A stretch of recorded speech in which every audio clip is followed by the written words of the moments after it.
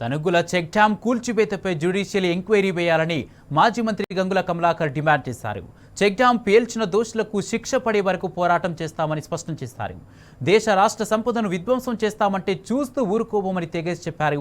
Check dam కూల్చివేతకు సంబంధించి కరీంనగర్ కలెక్టర్కు వినతి పత్రం అందజేశారు.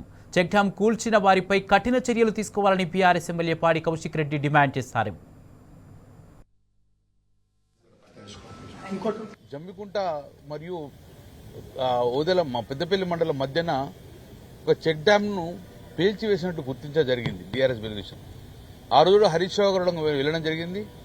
అక్కడ రైతులందరూ కూడా మాకు చెప్పింది ఏంటంటే రాత్రిపూట పెద్ద సౌండ్ వచ్చింది, ఇది యాక్సిడెంటల్గా కూలిపోలేదు, ఎవరో బాంబులు పెట్టి లేపారు. గతంలో కూడా హుసేన్మియా వాగు మీద ఎలా అయితే లేపారో అలాగే ఇక్కడ లేపిన డౌట్ వస్తుందంటే మేమందరం ఢిల్లీ ప్రాథమికంగా మేము చూస్తుండగా ఎక్కడ కూడా యాక్సిడెంటల్ గా వరదతోటి కూలిపోయిన దాఖలా అక్కడ కనమల్లే.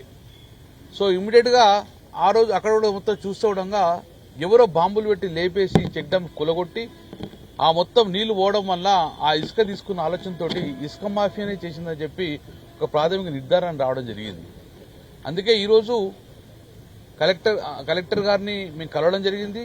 ఇమ్మీడియట్ గా దీని జ్యుడిషియల్ ఎంక్వైరీ వేయాలి, నిజానిజాలు తొందరగా తేల్చాలి, ఫోరెన్సిక్ ల్యాబ్ పంపిన రిపోర్టు బహిర్గతం చేయాలి అని చెప్పి ఈరోజు మేము డిమాండ్ చేస్తూ కలెక్టర్ గారు రిపోర్ట్ చేశాం. తణుగుల దగ్గర ఉన్న చెక్ డ్యామ్ ని ఇలా దుండగులు బాంబులు పెట్టి బ్లాస్ట్ చేసిన దాని విషయంలో ఇవాళ కలెక్టర్ గారికి వచ్చి మేము రిప్రజెంటేషన్ ఇవ్వడం జరుగుతూ ఉంది. ఇవాళ అది బ్లాస్ట్ చేసిండు, దాన్ని ధ్వంసం చేసిర్రు అని మేము చెప్పుడు కాదు, ఇది పొలిటికల్ ఆరోపణ అసలే కాదు. ఇది ఎవరి ఆరోపణ? డైరెక్ట్ గా ఇరిగేషన్ డిఈ రవికుమార్ అనే వ్యక్తి జమ్మికుంట పోలీస్ స్టేషన్ లో వచ్చి పిటిషన్ ఇవ్వడం జరిగింది.